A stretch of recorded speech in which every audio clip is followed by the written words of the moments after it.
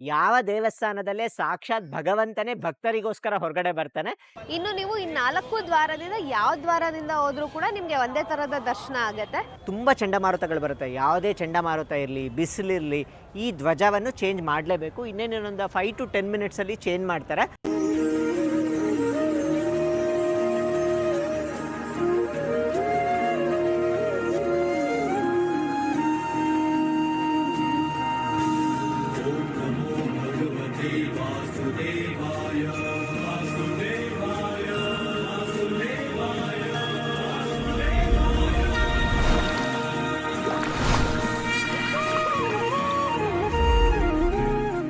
ಜೈ ಜಗನ್ನಾಥ್. ತಮಗೆಲ್ಲರಿಗೂ ಶ್ರೀ ಕ್ಷೇತ್ರ ಪೂರಿಗೆ ಸ್ವಾಗತ ಸುಸ್ವಾಗತ. ಪ್ರಸ್ತುತ ಈಗ ನಾವು ಜಗದೊಡೆಯನಾದ ಜಗನ್ನಾಥನ ದರ್ಶನಕ್ಕೆ ಅಂತ ಪೂರಿ ಕ್ಷೇತ್ರಕ್ಕೆ ಬಂದಿದ್ದೀವಿ. ಇದೊಂದು ವಿಶೇಷವಾದ ಕ್ಷೇತ್ರ ಅಂತ ಹೇಳ್ಬೋದು. ನಮ್ಮ ಭಾರತದಲ್ಲಿ 4 ಧಾಮಗಳಿದೆ. ಅದನ್ನ 4 ಧಾಮ ಅಂತ ಕರೀತಾರೆ. ಇದು ಶಂಕರಾಚಾರ್ಯರು ಪ್ರತಿಪಾದನೆ ಮಾಡಿದ 4 ಧಾಮಗಳು ಅಂತ ಹೇಳ್ತಾರೆ. ಈ 4 ಧಾಮಗಳಿಗೆ ಸಾಕಷ್ಟು ಪ್ರಾಮುಖ್ಯತೆ ಇದೆ ನಮ್ಮ ಭಾರತದಲ್ಲಿ. ಈ ಧಾಮಗಳಲ್ಲಿ ಶ್ರೀ ಮಹಾವಿಷ್ಣುವಿನ ಆಸ್ಥಾನ ಇದೆ ಅಂತ ಕೂಡ ಹೇಳ್ತಾರೆ. ಈ 4 ಚಾರ್ಧಾಮ್ಗಳು ಯಾವುದು ಅಂದ್ರೆ, ಮೊದಲನೇದು ಬಂದ್ಬಿಟ್ಟು ರಾಮೇಶ್ವರಂ, ಅದು ನಮಗೆ ದಕ್ಷಿಣದಲ್ಲಿರುತ್ತೆ. ಹಾಗೆ ಎರಡನೇ ಧಾಮ ಬಂದ್ಬಿಟ್ಟು ನಮಗೆ ಪೂರಿ ಅಂದರೆ ಜಗನ್ನಾಥ ಕ್ಷೇತ್ರ, ಇದು ನಮಗೆ ಪೂರ್ವದಲ್ಲಿದೆ. ಹಾಗೆ ನಮಗೆ ಬದರಿನಾಥ ಉತ್ತರದಲ್ಲಿದ್ರೆ, ಪಶ್ಚಿಮಕ್ಕೆ ನಮಗೆ ದ್ವಾರಕಾ ಇದೆ. ಈ 4 ಧಾಮಗಳು ಸಾಕಷ್ಟು ವಿಶೇಷತೆಯಿಂದ ಕೂಡಿದೆ ಅಂತ ಹೇಳ್ತಾರೆ. ಮೊದಲನೇದಾಗಿ ಶ್ರೀ ಮಹಾವಿಷ್ಣು ಪ್ರಾತಃ ಕಾಲ ಎದ್ದೋಳೋದು ಬಂದ್ಬಿಟ್ಟು ರಾಮೇಶ್ವರದಲ್ಲಿ ಅಂತ ಹೇಳ್ತಾರೆ.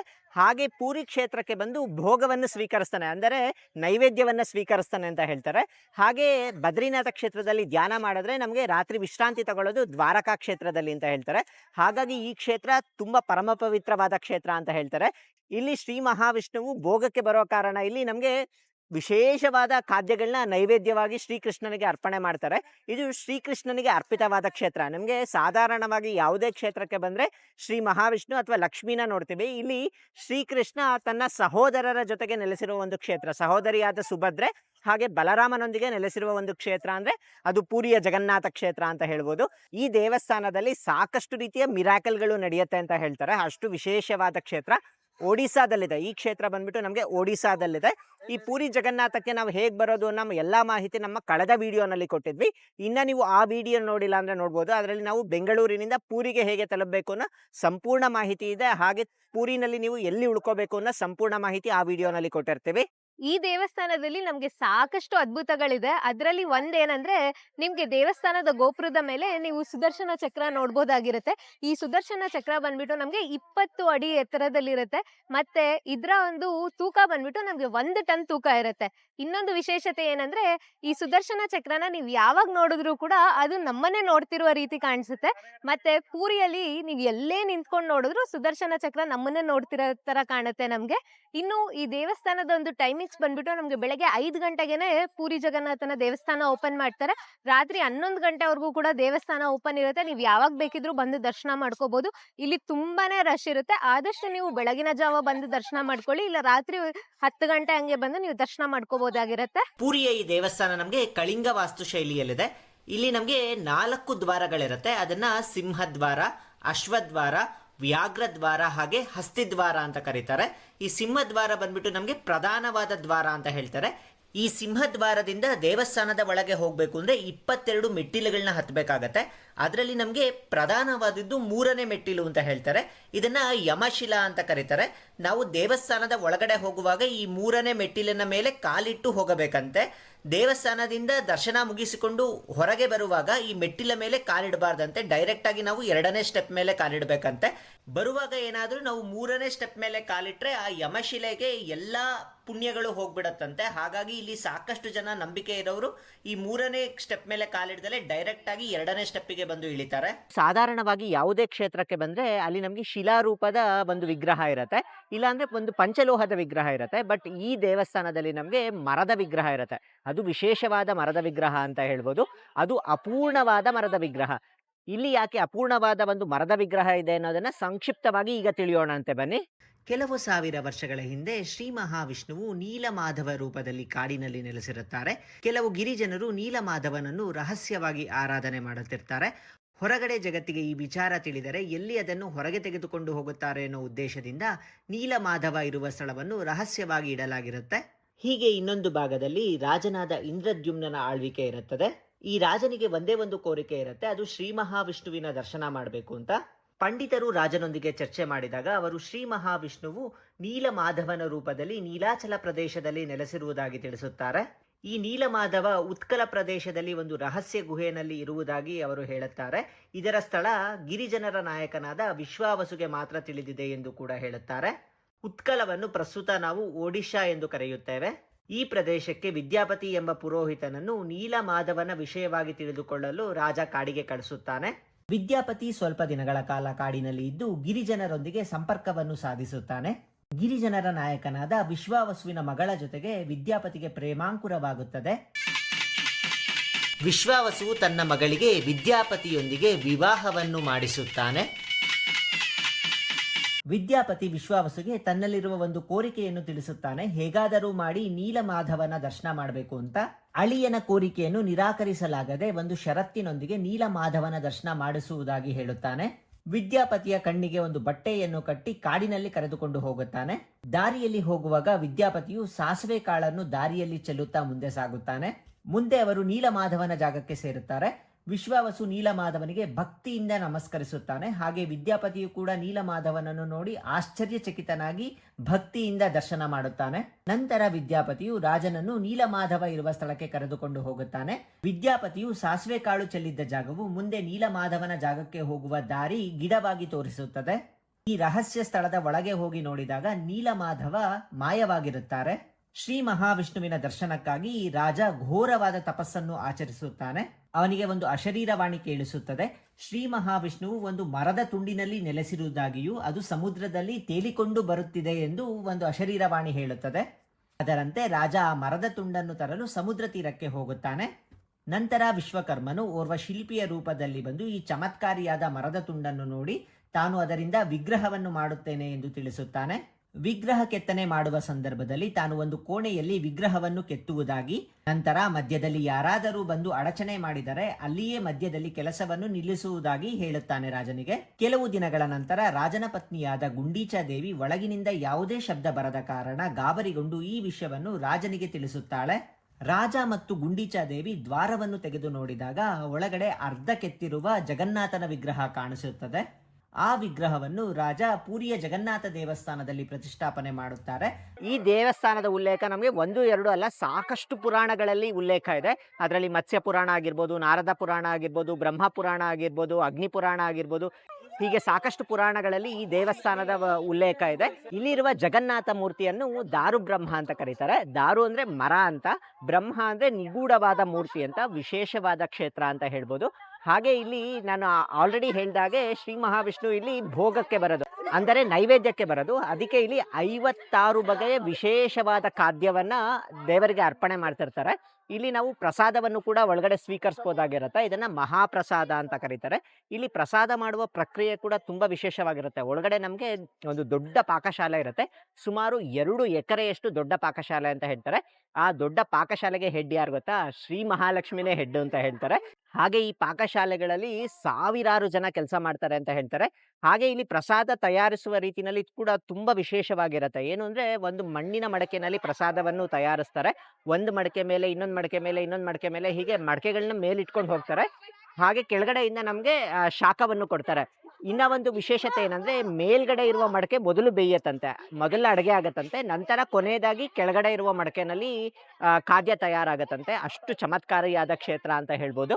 ಈ ದೇವಸ್ಥಾನದಲ್ಲಿ ಇನ್ನೊಂದು ಪ್ರತ್ಯೇಕತೆ ಇದೆ. ಅದೇನು ಅಂದ್ರೆ ರಥಯಾತ್ರಾ. ತುಂಬಾ ಜನಕ್ಕೆ ಗೊತ್ತಿರತ್ತೆ, ಪೂರಿ ರಥಯಾತ್ರಾ ಅಂದ್ರೆ ಅದು ಒಂದು ಸುಪ್ರಸಿದ್ಧವಾದ ಜಾತ್ರೆ ಅಂತ ಹೇಳ್ಬೋದು. 3 ವಿಶೇಷವಾದ ರಥಗಳಲ್ಲಿ ಬಲಭದ್ರ, ಸುಭದ್ರ ಹಾಗೂ ಶ್ರೀಕೃಷ್ಣನ ರಥೋತ್ಸವಗಳು ನೆರವೇರುತ್ತೆ. ತುಂಬಾ ವಿಶೇಷವಾಗಿರುತ್ತೆ.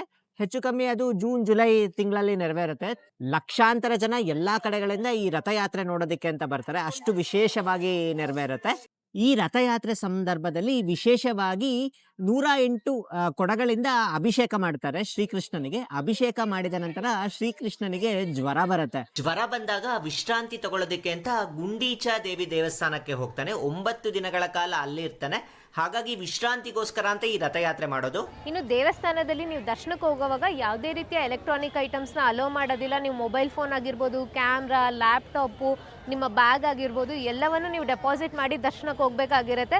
ಇನ್ ಕೇಸ್ ನೀವು ಮೊಬೈಲ್ ಎಲ್ಲ ತೊಗೊಂಡ್ರೆ ನಿಮಗೆ 1000 ರೂಪೀಸ್ ಫೈನ್ ಹಾಕ್ತಾರೆ. ಸೊ ಅದಕ್ಕೆ ನೀವು ವೆಸ್ಟ್ ಗೇಟ್ ಹತ್ರ ಬಂದರೆ ಅದರ ಆಪೋಸಿಟೇ ನಮಗೆ ಫ್ರೀ ಮೊಬೈಲ್ ಡೆಪಾಸಿಟ್ ಕೌಂಟರ್ಸ್ ಇದೆ. ಅದ್ರ ಜೊತೆಗೆ ಫ್ರೀ ಸ್ಲಿಪ್ಪರ್ ಡೆಪಾಸಿಟ್ ಕೌಂಟರ್ಸು ಇದೆ. ಮತ್ತು ನಿಮಗೆ ವಾಶ್ರೂಮ್ಸ್ ಬೇಕಿದ್ರೂ ಕೂಡ ಇಲ್ಲೇ ಅವೈಲೇಬಲ್ ಇದೆ. ಸೊ ನೀವು ವೆಸ್ಟ್ ಗೇಟ್ ಹತ್ರ ಬಂದುಬಿಟ್ಟು ಡೆಪಾಸಿಟ್ ಮಾಡಿಬಿಟ್ಟು ಆನಂತರ ನೀವು ದರ್ಶನಕ್ಕೆ ಹೋಗ್ಬೋದಾಗಿರುತ್ತೆ. ಈ ದೇವಸ್ಥಾನದಲ್ಲಿ ನಮಗೆ ಹಿಂದೂಗಳಿಗೆ ಬಿಟ್ಟರೆ ಬೇರೆ ಯಾರಿಗೂ ಅಲೋ ಮಾಡೋದಿಲ್ಲ. ಬರೀ ಹಿಂದೂಗಳು ಮಾತ್ರ ದೇವಸ್ಥಾನದ ಒಳಗಡೆ ಹೋಗ್ಬೋದಾಗಿರುತ್ತೆ. ಸಾಕಷ್ಟು ಜನಕ್ಕೆ ಒಂದು ಡೌಟ್ ಇರುತ್ತೆ, ಹೆಸರಿಗೆ ಜಗನ್ನಾಥ, ಜಗನ್ನಾಥ ಅಂದರೆ ಜಗಕ್ಕೆ ನಾಥ ಅಂತ ಹೇಳ್ಬೋದು. ಆದರೆ ಬರೀ ಹಿಂದೂಗಳು ಮಾತ್ರ ದರ್ಶನ ಮಾಡ್ಕೊಳ್ತಾರಲ್ಲ, ಬೇರೆಯವರು ಹೇಗೆ ದರ್ಶನ ಮಾಡ್ಕೊಳ್ಬೇಕು ಅಂತ.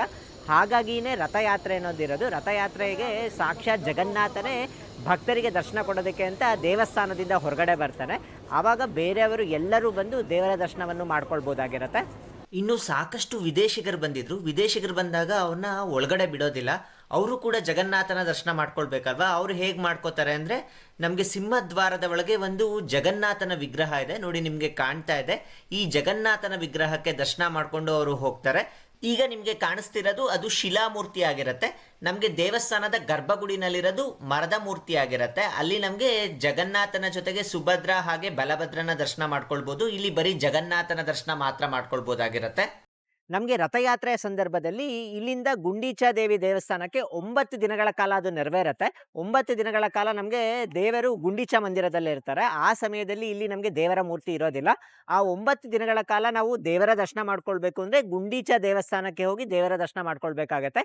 ಪುರಿ ಜಗನ್ನಾಥ ದೇವಸ್ಥಾನದಲ್ಲಿ ಇರೋದಿಲ್ಲ. ಯಾವ ದೇವಸ್ಥಾನದಲ್ಲೇ ಸಾಕ್ಷಾತ್ ಭಗವಂತನೇ ಭಕ್ತರಿಗೋಸ್ಕರ ಹೊರಗಡೆ ಬರ್ತಾನೆ, ಈ ಕ್ಷೇತ್ರದಲ್ಲಿ ಭಗವಂತನೇ ಭಕ್ತರಿಗೆ ದರ್ಶನ ಕೊಡೋದಕ್ಕೆ ಅಂತ ರಥಯಾತ್ರೆಯಲ್ಲಿ ಹೊರಗಡೆ ಬರ್ತಾನೆ. ಹಾಗೆ ನಮಗೆ ಒಂದು ವಿಶೇಷವಾದ ಒಂದು ನುಡಿ ಇದೆ, ರಥಸ್ಥ್ವಂ ಕೇಶವಂ ದೃಷ್ಟ್ವಾ ಪುನರ್ಜನ್ಮ ನ ವಿದ್ಯತೆ ಅಂತ. ಇಲ್ಲಿ ಸಾಕ್ಷಾತ್ ಭಗವಂತನಾದ ಜಗನ್ನಾಥನೇ ರಥದಲ್ಲಿ ಕೂತ್ಕೊಳ್ಳೋದ್ರಿಂದ ಸಾಕಷ್ಟು ಜನ ಬರ್ತಾರೆ, ಲಕ್ಷಾಂತರ ಜನ ಸೇರ್ತಾರೆ ರಥಯಾತ್ರೆ ಸಮಯದಲ್ಲಿ. ನಿಮಗೆ ಹಿಂದೆ ದೊಡ್ಡ ಗೋಪುರ ಕಾಣ್ತಿದೆಯಲ್ಲ, ಗೋಪುರದ ಮೇಲೆ ಒಂದು ಧ್ವಜ ಹಾರಾಡ್ತಾ ಇದೆ ನೋಡಿ. ಆ ಧ್ವಜವನ್ನು ನಮಗೆ ಪ್ರತಿದಿನ ಬದಲಾಯಿಸಬೇಕು. ಇಲ್ಲಿನ ಪ್ರತೀತಿ ಅದು. ಪ್ರತಿದಿನ ಈ ಧ್ವಜವನ್ನು ಬದಲಾಯಿಸಬೇಕು. ಒಮ್ಮೆ ಏನಾದರೂ ಆ ಧ್ವಜವನ್ನು ಬದಲಾಯಿಸೋದೇನಾದರೂ ತಪ್ಪಿದ್ರೆ 15 ವರ್ಷಗಳ ಕಾಲ ಇಲ್ಲಿ ಪೂಜೆ ಇರೋದಿಲ್ಲ. ಹಾಗಾಗಿ ಯಾವುದೇ ರೀತಿ ವೆದರ್ ಇರಲಿ, ಇಲ್ಲಿ ತುಂಬ ಸೈಕ್ಲೋನ್ ಎಲ್ಲ ಜಾಸ್ತಿ ಬೀಳ್ತಾ ಇರುತ್ತೆ, ತುಂಬ ಚಂಡಮಾರುತಗಳು ಬರುತ್ತೆ. ಯಾವುದೇ ಚಂಡಮಾರುತ ಇರಲಿ, ಬಿಸಿಲಿರಲಿ, ಈ ಧ್ವಜವನ್ನು ಚೇಂಜ್ ಮಾಡಲೇಬೇಕು. ಇನ್ನೇನೊಂದು 5 to 10 ಮಿನಿಟ್ಸಲ್ಲಿ ಚೇಂಜ್ ಮಾಡ್ತಾರೆ. ಸಾಯಂಕಾಲ 5 ಗಂಟೆಗೆ ಮಾಡ್ತಾರೆ. ವಿಶೇಷವಾದ ಪ್ರಕ್ರಿಯೆ ಅಂತ ಹೇಳ್ಬೋದು. ಆ ಧ್ವಜವನ್ನು ಬದಲಾಯಿಸೋದಕ್ಕೆ ನೋಡೋದಕ್ಕೆ ಸಾಕಷ್ಟು ಜನ ಇಲ್ಲಿ ನೆರೆದಿರ್ತಾರೆ. ನೋಡಿ, ನಿಮಗೆ ಕಾಣಿಸ್ತಾ ಇದೆ, ನಾನು ಝೂಮ್ ಮಾಡಿ ತೋರಿಸ್ತೀನಿ. ಹತ್ತುತ್ತಾ ಇದ್ದಾರೆ ನೋಡಿ, ಸೈಡಿಂದ ಹತ್ತುತ್ತಿದ್ದಾರೆ. ಇನ್ನೊಂದು ಕೆಲವೇ ಕ್ಷಣಗಳಲ್ಲಿ ಧ್ವಜವನ್ನು ಬದಲಾವಣೆ ಮಾಡ್ತಾರೆ.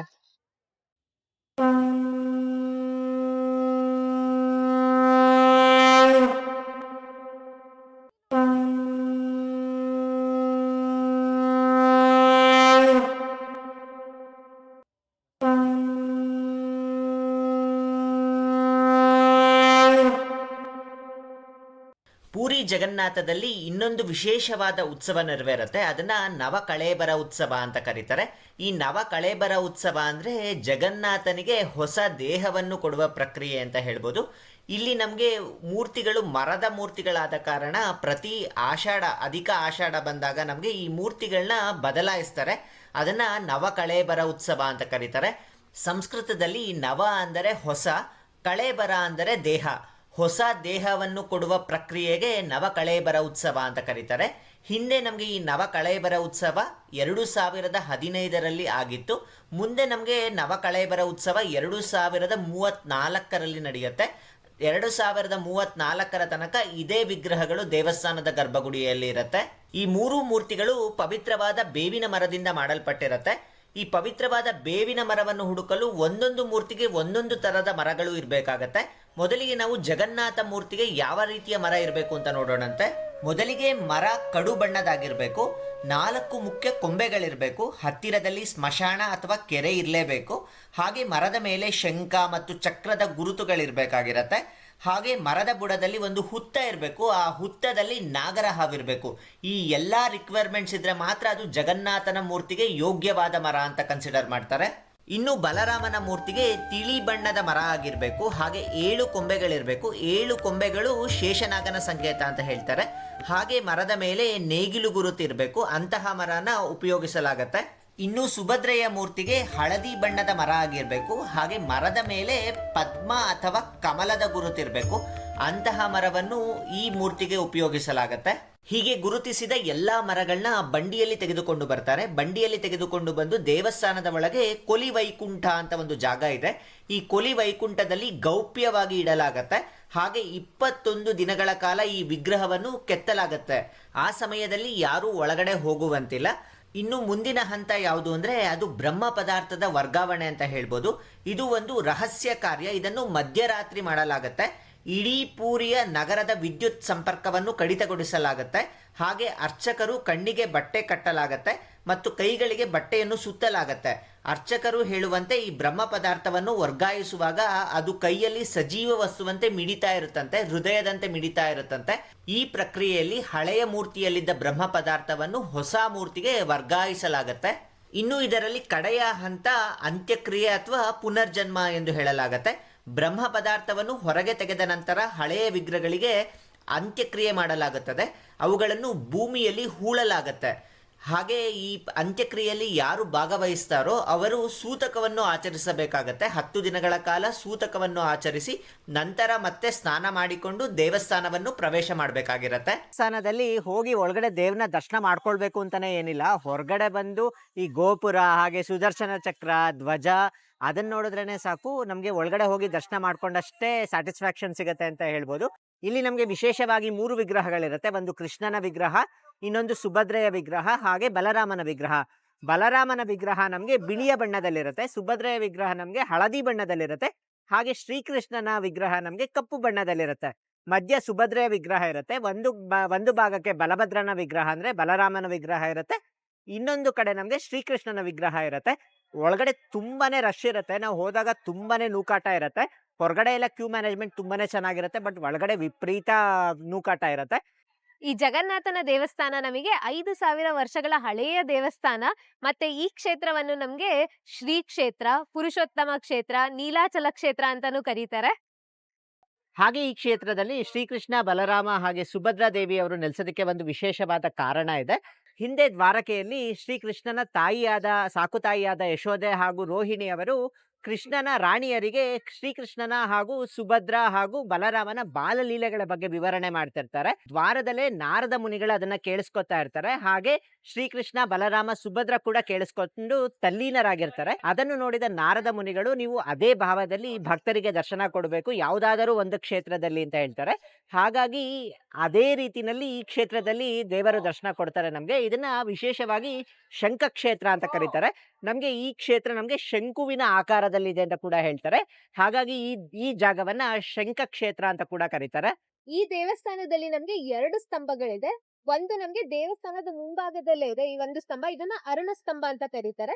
ಇನ್ನೊಂದು ನಮ್ಗೆ ಗರ್ಭಗುಡಿಯ ಎದುರುಗಡೆ ನಮ್ಗೆ ಗರುಡ ಸ್ತಂಭ ಅಂತ ಕರೀತಾರೆ. ಅದು ಮರದಲ್ಲಿ ಮಾಡಿರೋ ಸ್ತಂಭವಾಗಿರುತ್ತೆ. ಈ ಅರುಣ ಸ್ತಂಭ ಬಂದ್ಬಿಟ್ಟು ನಮ್ಗೆ ಕೋನಾರ್ಕಲ್ಲಿ ಸೂರ್ಯ ದೇವಸ್ಥಾನ ಇದೆ ಅಲ್ಲ, ಅಲ್ಲಿರುವ ಸ್ತಂಭವನ್ನು ತಂದು ಇಲ್ಲಿಟ್ಟಿದ್ದಾರೆ. ಈಗ ನೀವು ನೋಡ್ತಿರೋದೇ ಅರುಣ ಸ್ತಂಭ. ನೋಡಿ, ಪ್ರಸಾದವನ್ನ ತೆಗೆದುಕೊಂಡು ಹೋಗ್ತಿದ್ದಾರೆ. ಇಲ್ಲಿ ಮಡಿಕೆನಲ್ಲಿ ಮಾಡಿಬಿಟ್ಟು ತಗೊಂಡು ಹೋಗ್ತಿದ್ದಾರೆ ನೋಡಿ. ಇನ್ನು ಸಾಕಷ್ಟು ಜನಕ್ಕೆ ಈ ಪೂರಿ ಜಗನ್ನಾಥ ಎಲ್ಲಿದೆ ಅಂತ ಗೊತ್ತಿರಲ್ಲ. ಇದು ನಮ್ಗೆ ಒಡಿಶಾ ರಾಜ್ಯದ ಸಮುದ್ರ ತೀರದಲ್ಲಿದೆ. ಇಲ್ಲಿ ನಮ್ಗೆ ಸಮುದ್ರದಲ್ಲಿ ಪ್ರತಿದಿನ ಸಂಜೆ ನಮ್ಗೆ ಸಮುದ್ರ ಆರತಿ ಕೂಡ ನಡೆಯುತ್ತೆ ಬೀಚ್ ಅಲ್ಲಿ. ಆದ್ರೆ ನಮ್ಗೆ ಟೈಮ್ ಇದ್ರೆ ಸಂಜೆ ಅದನ್ನು ಕೂಡ ಕ್ಯಾಪ್ಚರ್ ಮಾಡ್ತೀವಿ. ಇನ್ನು ನಿಮ್ಗೆ ಇಲ್ಲಿ ಸ್ಟೇ ಮಾಡ್ಬೇಕು ಅಂದ್ರೆ ನಮ್ಗೆ ದೇವಸ್ಥಾನದ ಹತ್ರನೇ ಸಾಕಷ್ಟು ಹೋಟೆಲ್ಸ್ ಇರುತ್ತೆ. ಮತ್ತೆ ನಿಮ್ಗೆ ಆಗ್ಲೇ ತೋರಿಸ್ದಂಗೆ ನಾವು ಟ್ರೈನ್ ಅಲ್ಲಿ ಭುವನೇಶ್ವರ್ ಬಂದು ಮತ್ತೆ ಪೂರಿಗೆ ಬಂದಿದ್ವಿ. ಆದ್ರೆ ನೀವು ಫ್ಲೈಟ್ ಅಲ್ಲಿ ಕೂಡ ಬರ್ಬೋದು. ಫ್ಲೈಟ್ ಅಲ್ಲಿ ಬರ್ಬೇಕಂದ್ರೂ ಕೂಡ ನಿಮ್ಗೆ ಭುವನೇಶ್ವರೇ ನಿಯರೆಸ್ಟ್ ಏರ್ಪೋರ್ಟ್ ಆಗಿರುತ್ತೆ. ಫ್ಲೈಟ್ ಅಲ್ಲಿ ಬರ್ಬೇಕು ಅಂದ್ರೆ ನಿಮ್ಗೆ 5,000ದಿಂದ 8,000ದವರೆಗೂ ಫ್ಲೈಟ್ ಚಾರ್ಜಸ್ ಇರುತ್ತೆ. ನೀವು ಎಷ್ಟು ಬೇಗ ಬುಕ್ ಮಾಡ್ಕೊಂತೀರಾ ನಿಮ್ಗೆ ಅಷ್ಟು ಕಮ್ಮಿ ಆಗುತ್ತೆ. ನೀವೇನಾದ್ರೂ ತುಂಬಾ ಹತ್ರದಲ್ಲಿ ನಿಮ್ಮ ಟಿಕೆಟ್ಸ್ ನ ಬುಕ್ ಮಾಡ್ಕೊಳಕ್ ನೋಡಿದ್ರೆ ನಿಮ್ಗೆ 10,000 ಕೂಡ ಆಗ್ಬೋದು ಫ್ಲೈಟ್ ಅಲ್ಲಿ ಬರ್ಬೇಕಂದ್ರೆ. ಇನ್ನು ಈಗ ಟೈಮ್ ಸಂಜೆ 5 ಗಂಟೆ ಆಗಿದೆ. ನಾವು ಭಾನುವಾರ ಬಂದಿದೀವಿ, ಸ್ವಲ್ಪ ರಶ್ ಜಾಸ್ತಿನೇ ಇತ್ತು ಇಷ್ಟೊತ್ತವರೆಗೂ ಕೂಡ. ನಾವು ಈಗ ನಮ್ಮ ವ್ಯಾಲ್ಯೂಯಬಲ್ಸ್ ನೆಲ್ಲ ಇಲ್ಲಿ ಡೆಪಾಸಿಟ್ ಮಾಡ್ಬಿಟ್ಟು ಈಗ ದರ್ಶನಕ್ಕೆ ಹೋಗ್ತೀವಿ. ದರ್ಶನ ಮುಗಿಸ್ಕೊಂಡ್ ಬಂದ್ಮೇಲೆ ನಮ್ಮ ಅನುಭವ ಕೂಡ ನಿಮ್ಗೆ ತಿಳಿಸ್ಕೊಡ್ತೀವಿ.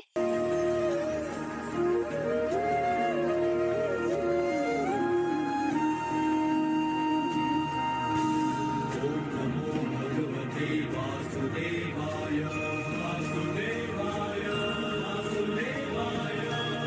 ಈಗ ಪೂರಿನಲ್ಲಿ ನಾವು 2ನೇ ದಿನ ಇದ್ದೀವಿ.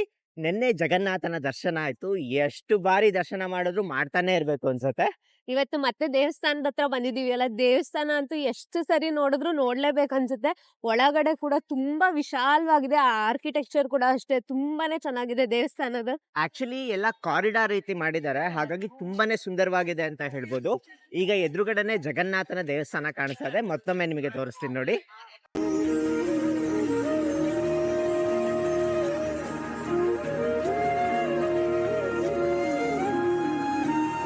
ಈಗ ನಿಮ್ಗೆ ನಾನು ಹಿಂದೆ ಕಾಣಿಸ್ತಿದೆ ನೋಡಿ, ಇದು ಲಯನ್ಸ್ ಗೇಟ್ ಅಂತ, ಸಿಂಹದ್ವಾರ ಅಂತ ಕರೀತಾರೆ. ನೀವೇನಾದ್ರೂ ಮೊದಲನೇ ಬಾರಿ ಪೂರಿ ಜಗನ್ನಾಥನ ದರ್ಶನಕ್ಕೆ ಹೋದ್ರೆ ನೀವು ಈ ದ್ವಾರದಲ್ಲೇ ಹೋಗ್ಬೇಕಾಗಿರುತ್ತೆ.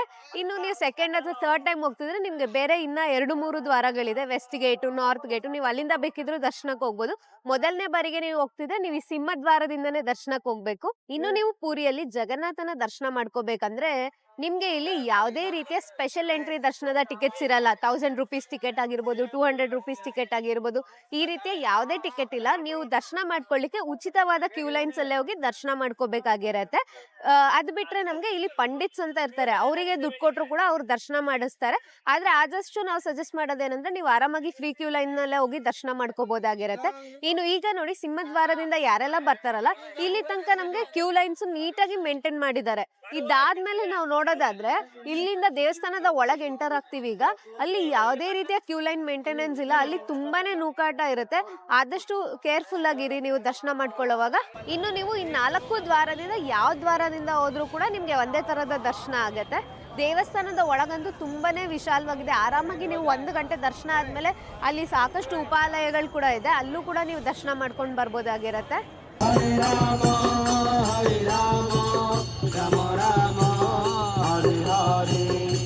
ಈಗ ನಾವು ಸಿಂಹದ್ವಾರದಿಂದ ಅಶ್ವದ್ವಾರದ ಕಡೆಗೆ ಬಂದಿದೀವಿ.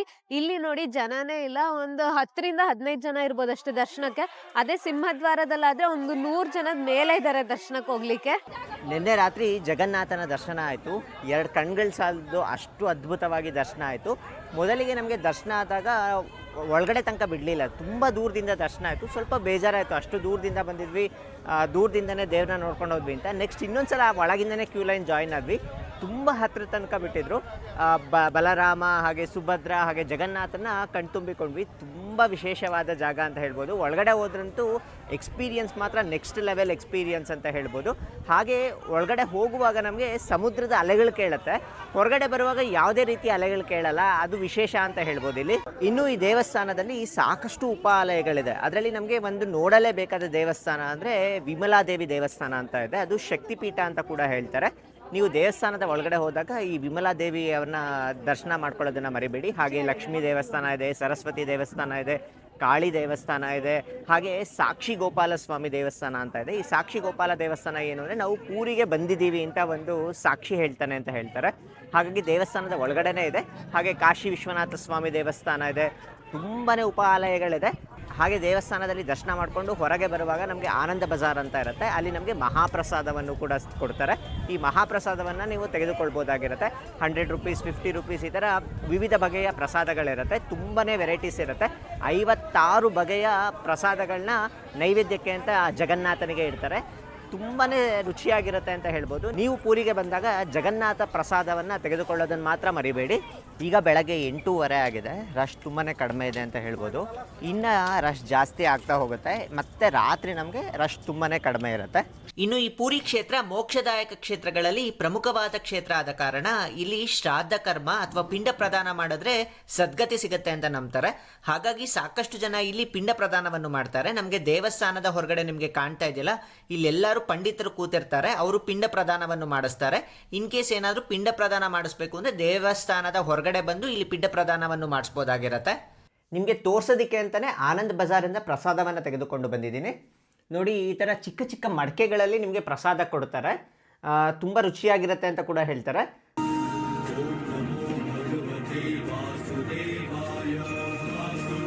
ಹೀಗೆ ಚಿಕ್ಕ ಚಿಕ್ಕ ಮಡಿಕೆಗಳಲ್ಲಿ ಪ್ರಸಾದವನ್ನು ಕೊಡ್ತಾರೆ. ತುಂಬಾ ವೆರೈಟೀಸ್ ಇರುತ್ತೆ. ಅದರಲ್ಲಿ ನಮಗೆ ಸ್ವೀಟ್ಸ್ ಕೂಡ ತುಂಬಾ ಇರುತ್ತೆ.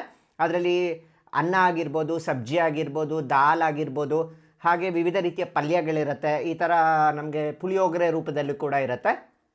ಇದೊಂಥರ ಮೆಣಸಿನ ಅನ್ನ ಅಂತ ಹೇಳ್ಬೋದು. ಈ ಥರ ತುಂಬಾ ವೆರೈಟೀಸ್ ಇರುತ್ತೆ. ನಿಮ್ಗೆ ಯಾವ್ದು ಬೇಕಾ ತೆಗೆದುಕೊಳ್ಬೋದಾಗಿರುತ್ತೆ. ಹಾಗೆ ಈ ಪೂರಿಯ ಪ್ರಸಾದವನ್ನು ತೆಗೆದುಕೊಳ್ಳೋದಕ್ಕೆ ಒಂದು ವಿಶೇಷವಾದ ರೀತಿ ಇದೆ. ಏನು ಅಂದರೆ, ಮೊದಲನೇದು ನಾವು ಕೆಳಗಡೆನೇ ಕೂತ್ಕೊಂಡು ಈ ಪ್ರಸಾದವನ್ನು ಸ್ವೀಕರಿಸಬೇಕಾಗತ್ತೆ. ಹಾಗೆ ನಾವು ಪ್ರಸಾದ ಸ್ವೀಕರಿಸುವಾಗ ಯಾರಾದರೂ ಬಂದು ಪ್ರಸಾದವನ್ನು ಕೇಳಿದ್ರೆ ಇಲ್ಲ ಅಂತ ಹೇಳಬಾರ್ದು. ನಿಮಗೆ ಎಷ್ಟಾಗುತ್ತೋ ಅಷ್ಟು ಪ್ರಸಾದವನ್ನು ಎಲೆಯಿಂದಲೇ ತೆಗೆದುಕೊಡ್ಬೇಕಂತೆ. ಅದೊಂದು ವಿಶೇಷತೆ ಅಂತ ಕೂಡ ಹೇಳ್ತಾರೆ ಇಲ್ಲಿ. ಹಾಗೆ ಕಡೆಯದಾಗಿ ಪೂರಿಗೆ ಬಂದು ಪ್ರಸಾದವನ್ನು ಸ್ವೀಕರಿಸಲಿಲ್ಲ ಅಂದರೆ ನಿಮಗೆ ದರ್ಶನದ ಫಲ ಇಲ್ಲ ಅಂತ ಹೇಳ್ತಾರೆ. ಹಾಗಾಗಿ ಯಾರು ಪೂರಿಗೆ ಬರ್ತಾರೋ ಅವರು ದೇವರ ಪ್ರಸಾದವನ್ನು ಸ್ವೀಕರಿಸೇ ಹೋಗಬೇಕು. ಜಗನ್ನಾಥನ ಶಾಸನ ಕೂಡ ಆಗಿದೆ, ಯಾರು ಪೂರಿಗೆ ಬರ್ತಾರೋ ಅವರು ಹಸಿವಿನಿಂದ ಇರಬಾರ್ದು ಅಂತ. ಹಾಗಾಗಿ ನೀವು ಪೂರಿಗೆ ಬಂದಾಗ ಪ್ರಸಾದವನ್ನು ನೀವು ಸ್ವೀಕರಿಸಲೇಬೇಕಾಗತ್ತೆ. ಇಲ್ಲಿ ನಮಗೆ ದೇವಸ್ಥಾನ ಎಷ್ಟು ಫೇಮಸ್ಸು, ಮಹಾಭೋಗ್ ಕೂಡ ಅಷ್ಟೇ ಫೇಮಸ್. ನಾವು ಅಲ್ಲೇ ಪ್ರಸಾದವನ್ನು ತೆಗೆದುಕೊಂಡ್ವಿ, ಬಟ್ ನಿಮಗೆ ತೋರಿಸ್ಲಿಕ್ಕೆ ಅಂತ ಮಾತ್ರ ಇಷ್ಟು ಮಾತ್ರ ತೆಗೆದುಕೊಂಡು ಬಂದೆ. ತುಂಬ ಈ ಥರದ ಎಷ್ಟೊಂದು ರೀತಿ ಪ್ರಸಾದಗಳಿರುತ್ತೆ, ನಿಮ್ಗೆ ಯಾವ್ದು ಬೇಕು ಅದನ್ನು ತೆಗೆದುಕೊಳ್ಬೋದಾಗಿರುತ್ತೆ. ತುಂಬಾ ಸ್ಯಾಟಿಸ್ಫೈ ದರ್ಶನ ಆಯಿತು ಅಂತ ಹೇಳ್ಬೋದು. ಪೂರಿಗೆ ಬಂದಿದ್ದಕ್ಕೂ ಸಾರ್ಥಕ. ನಾವು ಇಲ್ಲೇ 3 ದಿನ ಇರ್ತೀವಿ. 3 ದಿನ ಎಷ್ಟು ಬಾರಿ ಆಗುತ್ತೋ ಅಷ್ಟು ಬಾರಿ ಹೋಗಿ ಆ ಜಗನ್ನಾಥನ ದರ್ಶನ ಮಾಡ್ಕೊಳ್ಬೇಕು ಅಂತ ಅಂದ್ಕೊಂಡಿದ್ದೀವಿ. ನೀವು ಪ್ಲ್ಯಾನ್ ಮಾಡುವಾಗ ಪೂರಿನಲ್ಲೇ ಇರುವ ರೀತಿ ಪ್ಲ್ಯಾನ್ ಮಾಡ್ಕೊಳ್ಳಿ. ಪೂರಿನಲ್ಲೇ ಇದ್ಬಿಟ್ಟು ಕೊನಾರ್ಕಿಗೆ ಹೋಗಿ ಬರೋದು, ಭುವನೇಶ್ವರ್ಗೆ ಹೋಗಿ ಬರೋದು, ಅಥವಾ ಜಾಜ್ಪುರ್ ಅಂತ ಇದೆ, ಅಲ್ಲಿ ಮಹಾಶಕ್ತಿ ಪೀಠ ಇದೆ, ಅದು ಬಿರಿಜಾದೇವಿ ದೇವಸ್ಥಾನ ಅಂತ, ನೀವು ಅಲ್ಲಿಗೂ ಕೂಡ ಹೋಗಿ ಬರ್ಬೋದು. ಅಥವಾ ಚಿಲಿಕಾ ಲೇಕಿಗೆ ಹೋಗಿ ಬರ್ಬೋದು. ನೀವು ಪೂರಿನಲ್ಲೇ ಇತ್ತು ಅಂದರೆ ಡೈಲಿ ಹೋಗಿ ದೇವರ ದರ್ಶನ ಮಾಡ್ಕೊಳ್ಬೋದಾಗಿರುತ್ತೆ. ಹಾಗಾಗಿ ನೀವು ಪೂರಿನಲ್ಲೇ ಇರುವ ಹಾಗೆ ಪ್ಲ್ಯಾನ್ ಮಾಡ್ಕೊಳ್ಳಿ. ಹಾಗೆ ದೇವಸ್ಥಾನದ ಹತ್ತಿರದಲ್ಲೇ ರೂಮ್ ತೆಗೆದುಕೊಳ್ಳಿ. ಇನ್ನು ಮುಂದಿನ ವಿಡಿಯೋನಲ್ಲಿ ಪೂರಿಯಲ್ಲಿ ವಿಶೇಷವಾಗಿ ನಡೆಯುವ ಸಮುದ್ರ ಆರತಿ ಬಗ್ಗೆ ಸಂಪೂರ್ಣವಾಗಿ ಮಾಹಿತಿ ಕೊಡ್ತೀವಿ. ಹಾಗೆ ಪೂರಿಯಲ್ಲಿ ನೋಡಬೇಕಾದ ಕೆಲವು ಜಾಗಗಳಿದೆ, ಅದರ ಬಗ್ಗೆ ಸಂಪೂರ್ಣವಾಗಿ ಮಾಹಿತಿ ನಿಮಗೆ ಮುಂದಿನ ವ್ಲಾಗ್ನಲ್ಲಿ ಸಿಗುತ್ತೆ. ಇನ್ನು ಇದಾಗಿತ್ತು ಇವತ್ತಿನ ನಮ್ಮ ಪೂರಿ ಜಗನ್ನಾಥ ದೇವಸ್ಥಾನದ ಕ್ಷೇತ್ರ ದರ್ಶನದ ವಿಡಿಯೋ. ಈ ವಿಡಿಯೋದಲ್ಲಿ ನಿಮ್ಗೆ ದೇವಸ್ಥಾನದ ಬಗ್ಗೆ ಸಂಪೂರ್ಣ ಮಾಹಿತಿ ಸಿಕ್ಕಿದೆ ಅಂತ ಅನ್ಕೊಂಡಿದೀವಿ. ಮುಂದಿನ ವಿಡಿಯೋದಲ್ಲಿ ನಾವು ಕೋನಾರ್ಕ್ನ ಸೂರ್ಯ ದೇವಸ್ಥಾನಕ್ಕೆ ಭೇಟಿ ನೀಡ್ತಾ ಇದ್ದೀವಿ. ಈ ವಿಡಿಯೋ ನಿಮ್ಗೆ ಇಷ್ಟ ಆಗಿದ್ರೆ ದಯವಿಟ್ಟು ಲೈಕ್ ಮತ್ತು ಶೇರ್ ಮಾಡಿ. ಮತ್ತೆ ಮುಂದಿನ ವಿಡಿಯೋ ಒಂದಿಗೆ ಮತ್ತೆ ಭೇಟಿ ಆಗೋಣಂತೆ. ಜೈ ಜಗನ್ನಾಥ್.